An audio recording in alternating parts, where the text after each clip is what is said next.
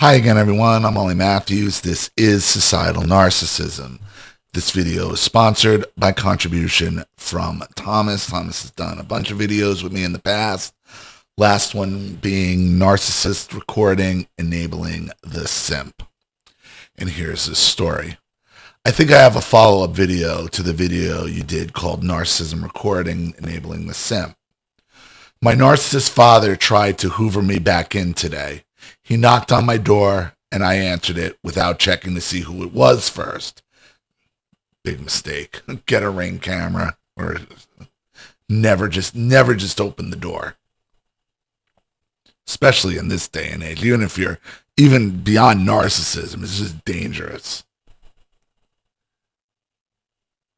It had been almost 2 years since he last did that, so I figured it was probably my neighbors. My mistake. We talked for about 5 minutes and he tried to get information out of me. I told him I was working a lot and he asked me where I worked. Oh God, no. I just said I work for the government. Then I asked him how that kid Joseph, my narcissist mother Sandy adopted, is doing. My father said that he was a disaster and that he's been arrested for assaulting his pregnant wife. He said that Joseph lived with him after moving out of my mother's house. Then he got married and moved to Texas. I think Joseph was living near his wife's house or with his father-in-law when he jumped on his pregnant wife. In Texas, it's a third-degree felony to attack a pregnant woman. Joseph could get between 2 to 10 years in prison and a $10,000 fine. I looked up Joseph on the Wood County, Texas government website and found his case information. It has his mugshots too. Someone has posted bond for Joseph. It was probably my narcissist parents who posted the bond for him to get him out of jail. He's only 18 years old and looking at a long prison sentence.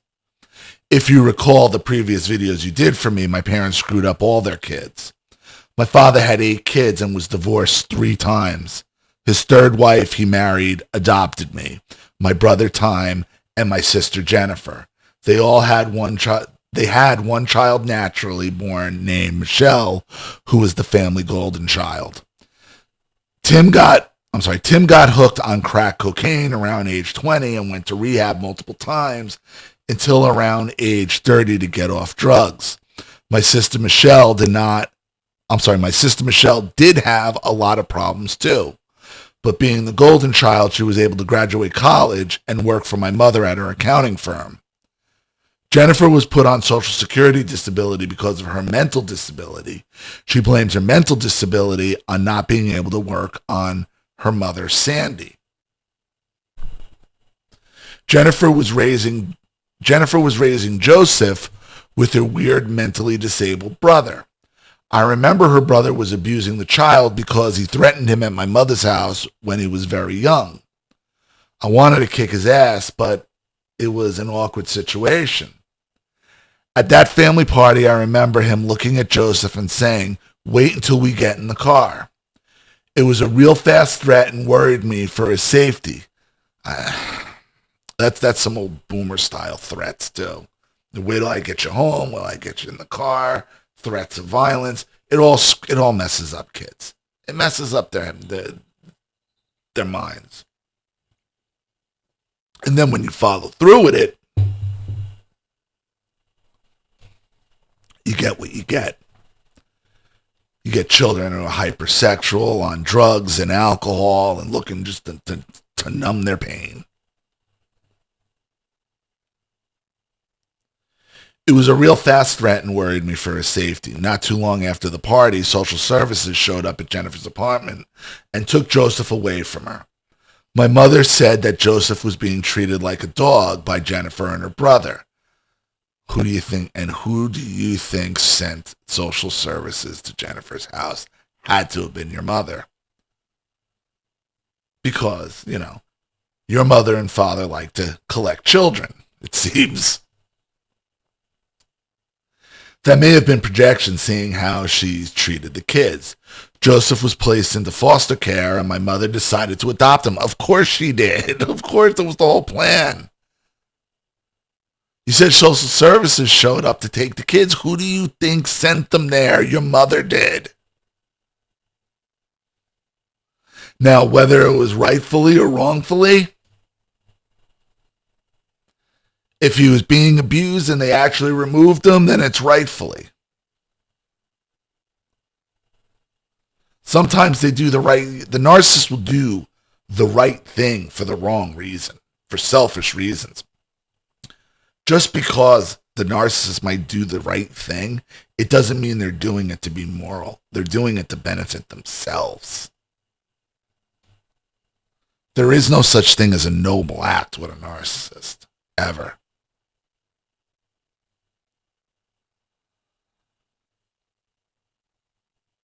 She was around 55 years old when she adopted him, and he was around age 5, and that is that age, man.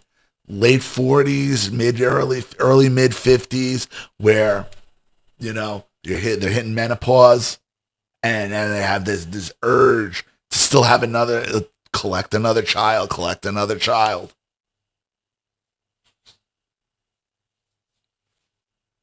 You all right, bud? The new kitten has a bit of a respiratory thing, but he's fine. You all right, Beef? He's Beavis now. That's his new name. He's the Beef.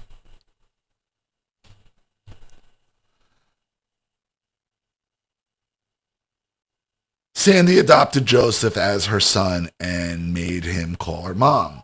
It was against the I was against the adoption because I knew Sandy wasn't a good mother when I was growing up. She didn't raise me. She had her mother living in the house in her own apartment. And her mother was basically the butler who did all the cooking, cleaning, driving Sandy's kids to school, teaching Sandy's kids to read, and taking Sandy's kids out on their birthday. In the video you did titled Narcissism Recording Enabling the Simp, you said my father was pathetic because he would do anything for his third ex-wife, my mother. In that video, my father told a story where Joseph was found on the highway without any shoes on because he ran away from my mother when he was age 16 without any shoes on. Near the end of that video, my father said multiple times that it was normal for Joseph to have run away without any shoes on and that Sandy was a good mother. Joseph had ran away to get to my father's house. I do believe now that my father is a narcissist. He showed all the signs of narcissism. The only difference between him and my narcissist mother is he's more covert about his narcissism in that he acts vulnerable. My father pretends to care and want to help when he's only trying to manipulate and control. He often complained to me about most of his children because he would lend them money and they wouldn't pay him back. He had one of his daughter's car repoed because he co-signed on it and she stopped paying the bill. I told him one of the last times I talked to him that he has a lot of shitbird kids, which offended him. It's ironic that he gets to constantly complain about how bad his kids are, but when I say they're shitbird kids, he gets offended. Now he can add Joseph to that list of his shitbird kids. Right? It's weird when they're saying it, it's okay. But if you acknowledge it and agree with them, then you're a problem. So you're supposed to be like, nah, you don't understand why he's telling you this. He's like, oh, well, you were a good dad to me. That's what he was looking for. He's looking for you to validate him as a father in some way. Because if all your kids are a bunch of shitbirds, okay, well, you're the head shitbird guy. I mean, shitbird don't fall far from the nest.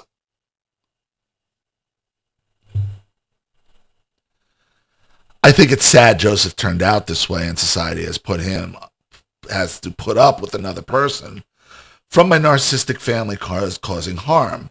I knew Joseph would probably turn out this way after Sandy adopted him because he was alone with her. And that means he's getting 100% of her toxicity and 100% of my father's toxicity. His mother, Jennifer, my sister, talked to me about a year ago. I showed her some videos on narcissism and told her my father is going to ruin Joseph's life. Apparently, Joseph didn't get that information or may have become a sociopathic narcissist. Something I've noticed the last 8 years is I've changed a lot since I've been no contact with my narcissist parents. Today, when I caught my Today, when my father caught me off guard, I immediately thought myself, use Grey Rock method. He was trying to get me to go out to lunch with him sometime, and I told him, and told me to call him. My father has insulted me in every way imaginable, hurt me through sleep deprivation when I lived with him, and hurt me when I worked with him during doing construction. I hurt my back swinging a sledgehammer. I didn't talk about it much in my prior videos, but around 2011 to 2013, I had a very hard time in my life because of a mental breakdown that happened right after I moved out of my father's house after having lived with him for 3 years. During those 3 years, he broke down my identity by saying my service in the U.S. Army was stupid. My college education was stupid. My job is stupid. My physical appearance is bad. Disagreeing with anything I say, invalidating me all the time, competing with me all the time, being passive aggressive, being envious of my physical strength. I was a weightlifter at the time, and trying to get me to react to his insults, reactive abuse. It took me till around 2014 to really pull out of the mental problem I was having because of the narcissistic abuse from my parents and at work. Thankfully, I didn't get hospitalized because I was having anxiety attacks and insomnia from 2011 to 2012 every day. I found your YouTube channel in 2014 because you were talking about baby boomers. My father was born in 36. He acts like a boomer, and my mother in 53. It's when I finally realized what narcissism is because of your YouTube channel. I realized what happened to me all my life because of my narcissistic parents. Before I realized what narcissism was, I told myself my father's bad behavior was his personality, but I didn't believe he was deliberately trying to sabotage my life and destroy me. After learning about narcissism, I did realize he's a narcissistic terminator out to sabotage and destroy my life. That's why I'm not accepting his dinner invitations anymore. I don't need a dose of being insulted and put down by him ever again.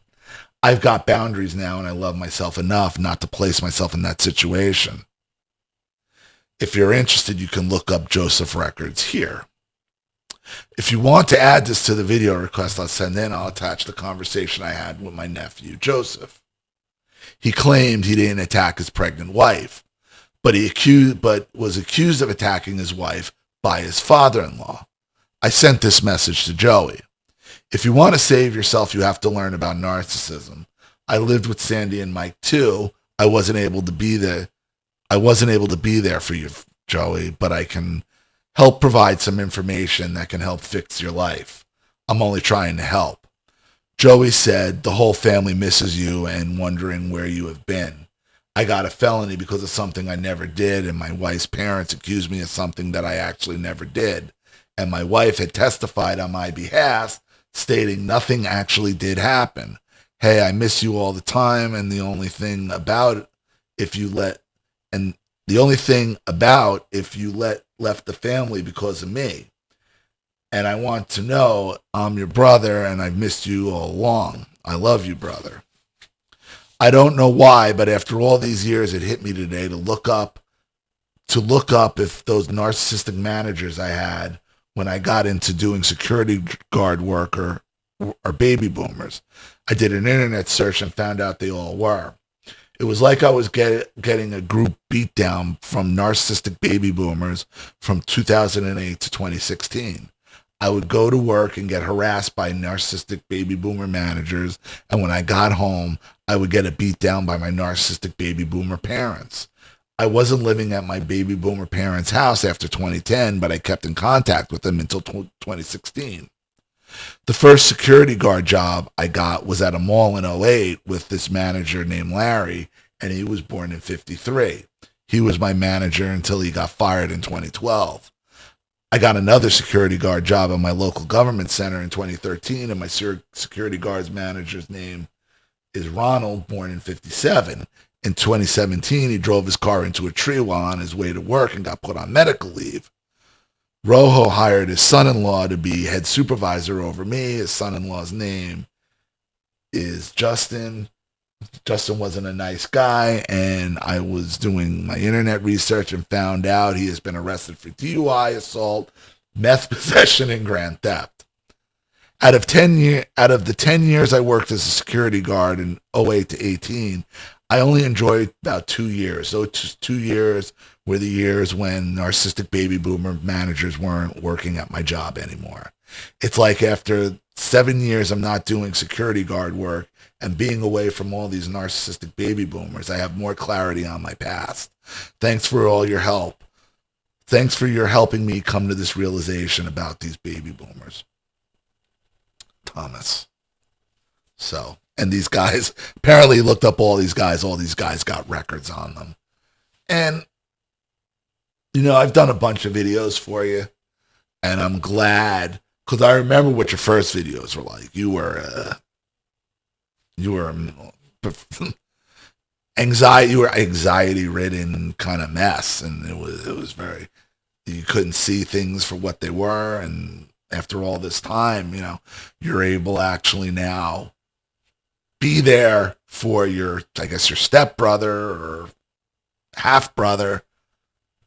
Yeah, or he's your nephew. Technically, no, he's your nephew, right? Because if he's your sister's kid, he's your nephew. So, look, they never stop trying, and I think you're still missing how calculating your boomer parents were, especially your boomer mother. Because who do you think sent social services to your sister's house in the first place? At 55 years old, she's got no more kids of her own. She got nothing else going on. Your father's like, oh shit, it's about to get real. Otherwise, I'm going to be on my fourth ex-wife, right? Better have another kid. Where do we get one? Oh, Jennifer's life is a mess. How did Jennifer's life become a mess? Well, it doesn't matter that we're the reason that her life is a mess. But we'll send social services over there and take her kid. And here's the thing. Any loving family would take the kid, who would have the means to take the kid, would take the kid until they could get your sister healthy again and off drugs. Did any of that happen? No. Because they don't care about your sister. They just wanted to steal another kid. And even though probably sending social services to the house was the right thing, they do the right thing for the wrong reason. It's the way it is. It's the way they are. So, I hope that helps. I'm sorry for the delay. Thank you for your patience, Thomas. I really appreciate it. And again, thank you for another contribution and story. Thank you to everybody watching. Please leave any opinions or advice in the comment section below. And again, if you want your story read on the channel, you have a topic you'd like me to cover, something you'd like to expose, you'd like to set up a Skype, a phone call, have a private video made, you'd like to sponsor a video like this for someone who needs help and can't afford it, or just make a contribution to the channel in general to keep it supported, growing, and successful, because this channel survives 100% on contributions from all of you. Without you guys, all this goes away. So if you like what you see here and you want to see more videos like this, you know what to do with either the Cash App, Zelle, PayPal, and email link in the description box below. Also, please like and share this video wherever you can. Subscribe to my channel here on YouTube, both my channels on Rumble. Be sure to follow me on X and Telegram as well. I'm Ollie Matthews. This has been Societal Narcissism. Take care, everyone.